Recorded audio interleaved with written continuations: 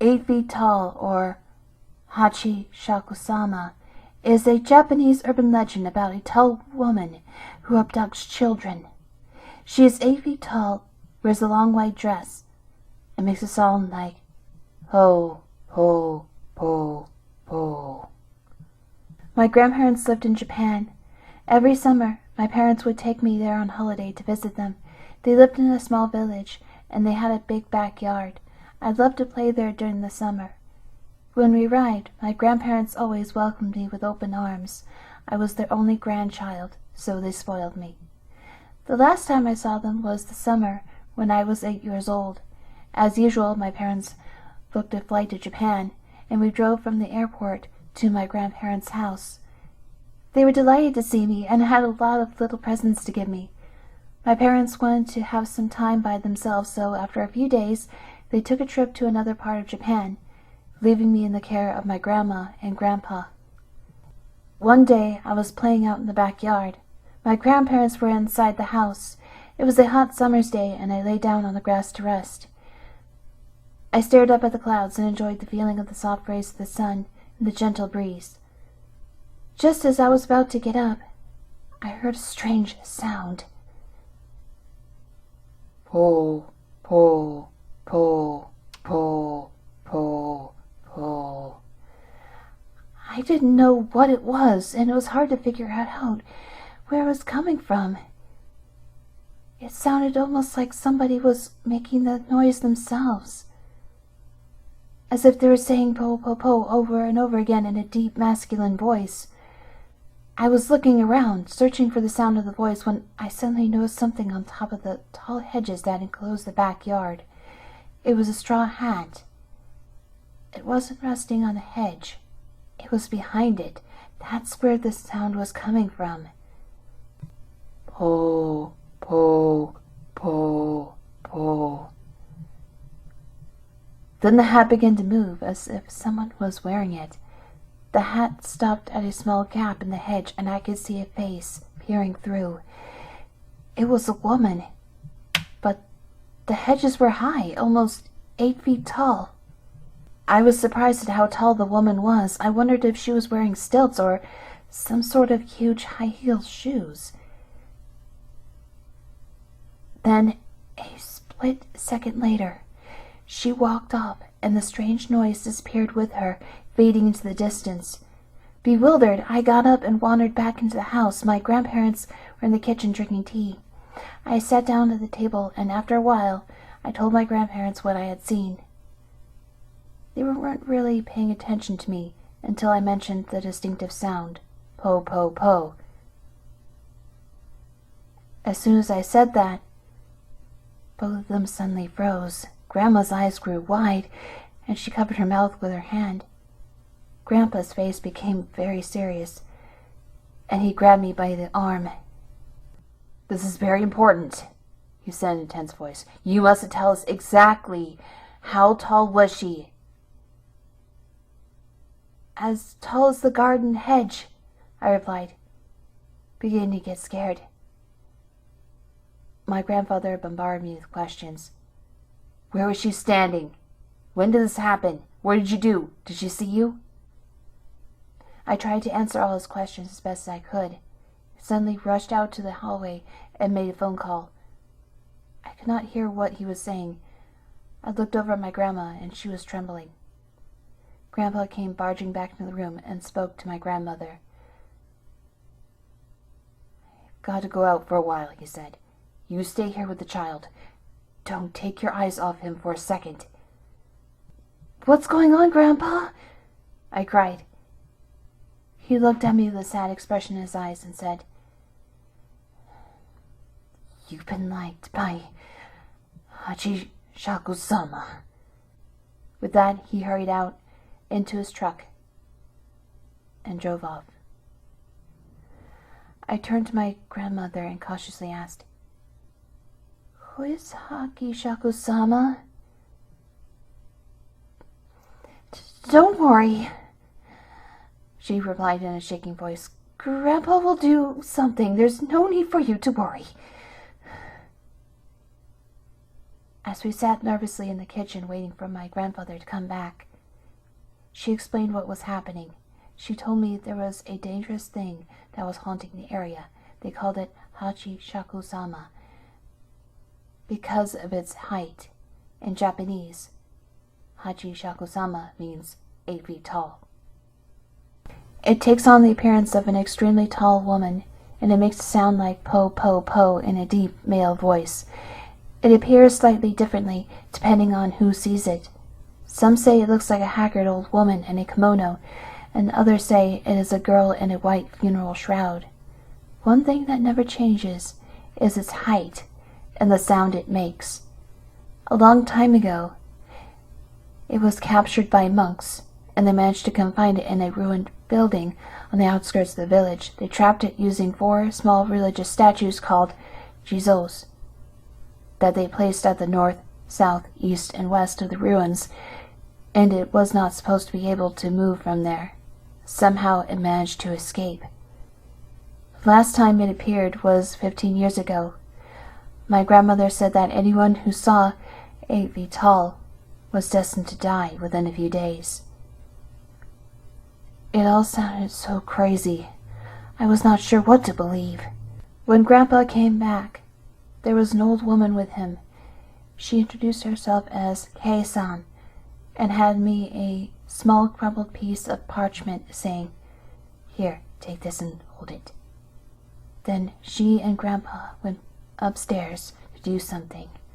I was left alone in the kitchen with my grandmother again. I needed to go to the toilet. Granny told me to the bathroom and would not let me shut the door. I was beginning to get really frightened by all this. After a while, Grandpa and Kei-san took me upstairs and brought me into my bedroom. The windows were covered in newspaper, and lots of ancient runes had been written on them.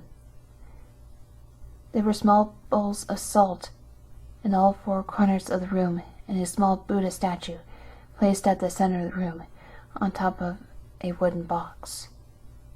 There was also a bright blue bucket.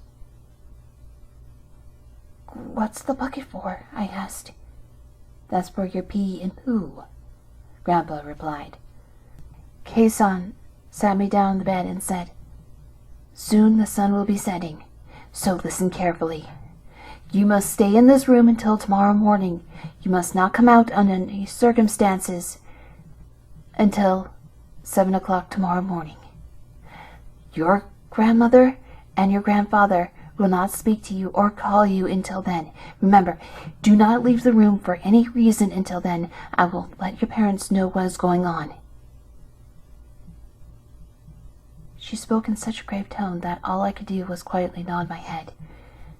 "You have to follow Kei-san's instructions to the letter," Grandpa told me, "and never let go of the parchment she gave you. And if anything happens, pray to Buddha and make sure you lock this door when we leave." They walked out into the hallway, and after saying goodbye to them, I closed the bedroom door and locked it. I turned on the TV and tried to watch, but I was so nervous. I felt sick to my stomach. Grandma had left some snacks and rice balls for me, but I could not eat them. I felt like I was in prison. I was very depressed and scared. I lay down on the bed and waited. Before I knew it, I was asleep. When I woke up, it was just after 1 a.m. All of a sudden, I realized something was tapping on the window.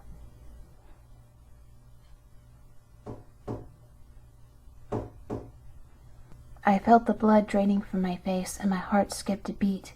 I desperately tried to calm myself down, telling myself it was just the wind playing tricks, or maybe the branches of a tree. I turned up the volume on the TV to drown out the tapping noise. Eventually, it stopped altogether. That was when I heard Grandpa calling me. "Are you okay in there?" he asked. "If you're scared, you don't have to stay in there all alone. I can come in and keep you company." I smiled and rushed over to the open door, but then I stopped in my tracks. I had goosebumps all over my body. It sounded like Grandpa's voice, but somehow it was different. I couldn't tell what it was, but I just knew. "What are you doing?" Grandpa asked. "You can open the door now." I glanced to my left, and a chill went down my spine. The salt in the bowls were slowly turning black. I backed away from the door. My whole body was trembling with fear. I fell to my knees in front of the Buddha statue and clutched the piece of parchment tightly in my hand. I started desperately praying for help. "Please save me from Hachishaku-sama," I wailed. Then I heard the voice outside the door saying, "Pull, pull, pull, pull, pull." Tapping on the window started up again. I was overcome by fear, and I crouched there in front of the statue, half crying and half praying for the rest of the night. I felt like it would never end, but eventually it was morning. The salt in all 4 bowls was pitch black. I checked my watch. It was 7:30 a.m. I cautiously opened the door. Grandma and Kei-san were standing outside waiting for me. When she saw my face, Grandma burst into tears. "I'm so glad you're still alive," she said. I went downstairs and was surprised to see my father and mother sitting in the kitchen. Grandpa came in and said, "Hurry up, we've got to get going." We went to the front door, and there was a large black van waiting in the driveway. Several men from the village were standing around it, pointing at me and whispering, "That's the boy." The van was a 9-seater, and they put me in the middle, surrounded by 8 men. Kei-san was in the driver's seat. The man on my left looked down at me and said, "You got yourself in quite a spot of trouble. I know you're probably worried. Just keep your head down and your eyes shut. We can't see it, but you can. Don't open your eyes until we get you safely out of here." Grandpa drove in front, and my dad's car was following behind. When everyone was ready, our little convoy started moving. We were going fairly slow, around 20 kilometers an hour, or maybe less. After a while, Kei-san said, "This is where it gets hard," and started muttering a prayer under her breath. That was when I heard the voice. Pull, pull, pull, pull. I clutched the parchment Kei-san had given me tightly in my hand. I kept my head down, but I peeked outside. I saw a white dress fluttering in the wind. It was moving along the van. It was Hachishaku-sama. She was outside the window, but she was keeping pace with us. Then suddenly, she bent down and peered into the van. "No!" I gasped. The man beside me shouted, "Close your eyes!" I immediately shut my eyes as hard as I could and tightened my grip on the piece of parchment. Then the tapping began.